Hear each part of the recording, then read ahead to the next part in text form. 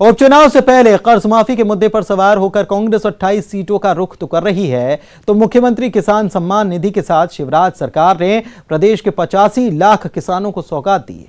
सवाल यह कि सौगातों की इस बारिश का उपचुनाव में क्या होगा असर। सवाल तो यह भी कि किसान क्या सिर्फ सियासत का हिस्सा है। देखिए ये रिपोर्ट।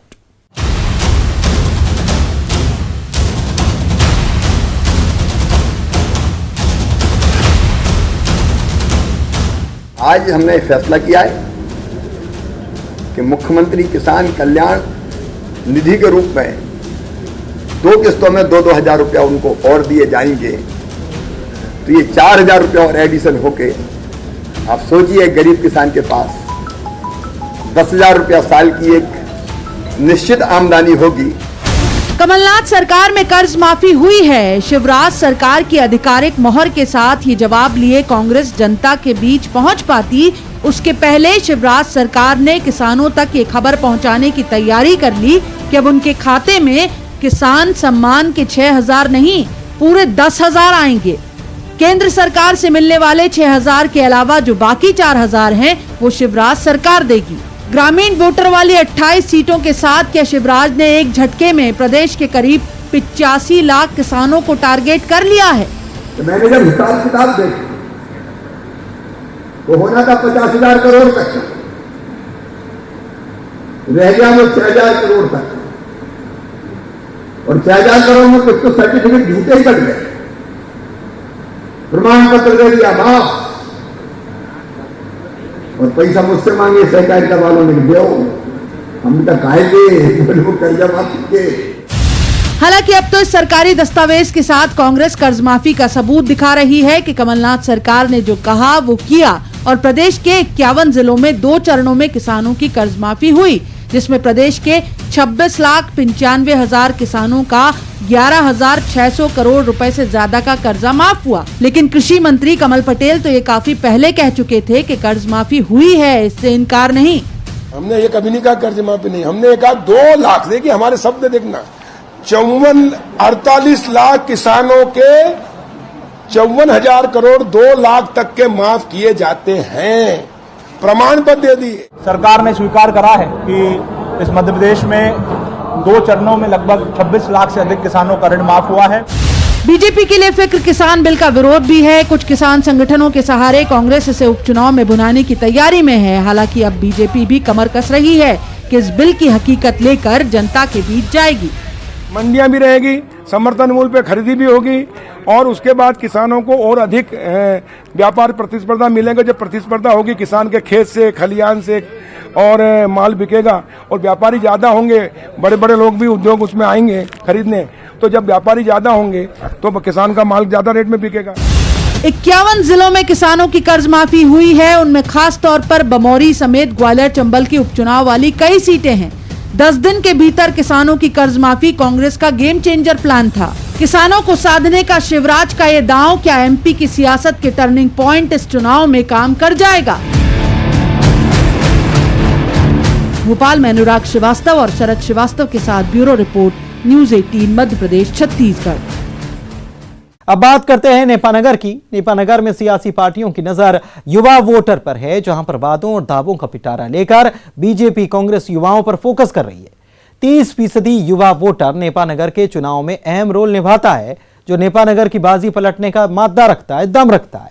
और इन दावों और वादों के बीच बेरोजगारी की मार झेल रहा, विकास की राह देख रहा युवा पूछ रहा है सियासी पार्टियों से सवाल, क्या हुआ तेरा वादा?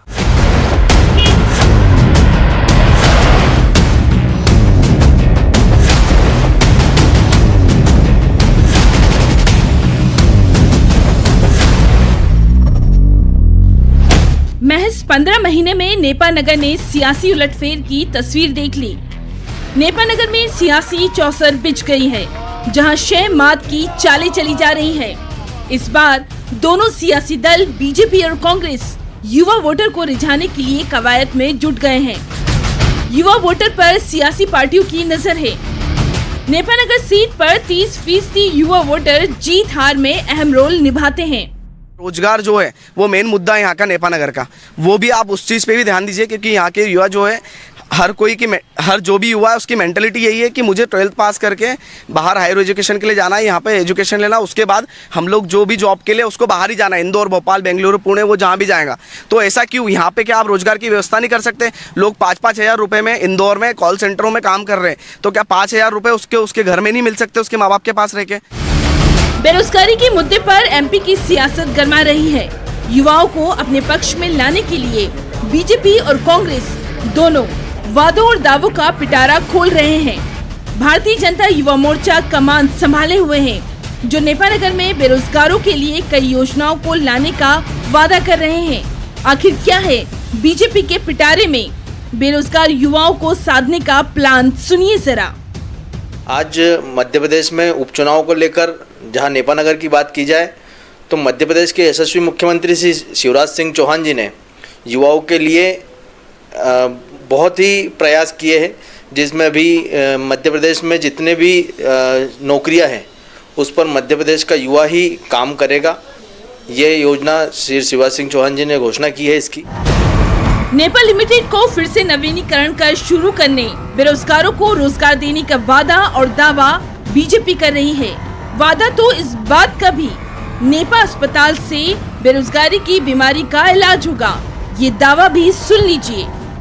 1,40,00,000 की लागत से हमारे सांसद महोदय श्री नंदू भैया के प्रयासों से 1,40,00,000 रुपए का अस्पताल बनकर तैयार है, जिसको जब वो बन जाएगा तब वहीं के युवाओं को अवसर मिलेंगे वहाँ पर काम करने के।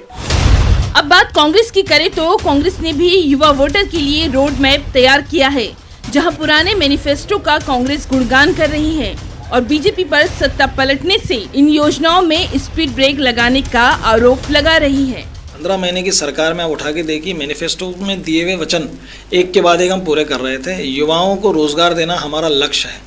छिंदवाड़ा में आप जाके देखिए, जिस तरह से कमलनाथ जी ने छिंदवाड़ा में लोगों के रोजगार के साधन उपलब्ध कराए हैं, उसी तर्ज पर बड़े बड़े उद्योगों को मध्य प्रदेश में स्थापित किया जा रहा था। उसके दिशा में कदम हमारे बहुत तेज़ी से कमलनाथ जी उठा रहे थे। विदेशों में कई समिट उन्होंने किए हैं, कई सम्मेलन किए हैं। मध्य प्रदेश में भी आपके आने के बाद जो औद्योगिक सम्मेलन किया था और बाहर से बड़े बड़े उद्योगपतियों को लाकर यहाँ पर जो MOU साइन हुए थे, वो कहीं ना कहीं युवाओं को रोजगार देने की दिशा में काम चल रहा था। भारतीय जनता पार्टी ने जो 15 महीने की सरकार जो कांग्रेस की बहुत अच्छी चल रही थी, उसको ऐन कैन प्रकरण से जो चुराने का प्रयास किया है, उससे विकास कार्य रुक गया है। अब इन सबके बीच बात उन्हीं युवा वोटर की कर लेते हैं जिनके लिए दोनों पार्टियों ने मोर्चा संभाल लिया है, जिनका कहना है दावे तो बहुत किए जा रहे हैं, लेकिन हकीकत क्या है? ये बेरोजगार सवाल उठा रहे हैं। बेरोजगारों का गुस्सा अब फूट रहा है। वो तो ये तक आरोप लगा रहे हैं कि कोई भी सियासी पार्टी हो, वो फायदे और खींचतान में ही उलझी रही। आप ये जो चीज़ कर रहे हो, इस चीज़ से आप सोचिए कि भविष्य क्या हो रहा है नेपानगर का, और नेपानगर किस अंधकार की ओर जा रहा है। अगर ऐसे ही चलता रहा तो सारे युवा लोग अपने परिवार के साथ नेपानगर से पलायन कर लेंगे और सारा नेपानगर खाली हो जाएगा। फिर आप कर लेना राजनीति जिस प्रकार से आपको करनी है। एग्रो इंडस्ट्री की संभावना है, लेकिन उसका क्या हुआ? केला अनुसंधान प्रोजेक्ट भी अधर में ही है। युवा वोटर बार बार यही सवाल हर सियासी पार्टी से पूछ रहा है। कोई भी सियासी पार्टी आए, उसके हाथ तो सिर्फ वादे लग रहे हैं। देखिए, यहाँ पर वर्षों से एक मंडी स्वीकृत है, वो मंडी का कार्य रुका हुआ है। इसके पश्चात यहाँ पर नेपा लिमिटेड है, उसकी हालत इतनी खस्ता पड़ी है कि कई बार उसके लिए पैसे सेंक्शन हुए, कई बार कई लोगों ने जोर लगाया अपने तरीके से। हम युवाओं ने भी इसके पहले नेपा मिल के लिए आंदोलन छेड़ा था और हमने अच्छे स्तर पे उसके लिए काम किया था, उसके लिए पैसा भी सेंक्शन हुआ था। लेकिन सारे काम जो चीज़ें होती जा रही है, वो सारी चीज़ें खराब होती जा रही है। नेपा लिमिटेड की स्थिति भी अभी बहुत ही जर्जर है। कोई भविष्य नहीं दिख रहा है उसका कि आगे क्या होगा, कब स्टार्ट होंगी, कैसे होगा। अगर नेपा मिल ही सुचारू रूप से चालू हो जाए तो यहाँ के कई युवाओं को रोजगार यहाँ पर मिल सकता है। अब सवाल है कि नेपानगर का 30% युवा वोटर किस पार्टी की ओर रुख करेगा, जो सियासी बाजी को पलटने का दम रखता है। विकास का मॉड्यूल किस पार्टी में उसे नजर आ रहा है? आखिर युवा किसके हाथ में देगा नेपानगर सीट की जीत की चाबी? बुरहानपुर से शारिक अख्तर के साथ bureau report, news 18 Madhya Pradesh Chhattisgarh. और इसी के साथ चुनावी चौकस में इतना ही। नमस्कार।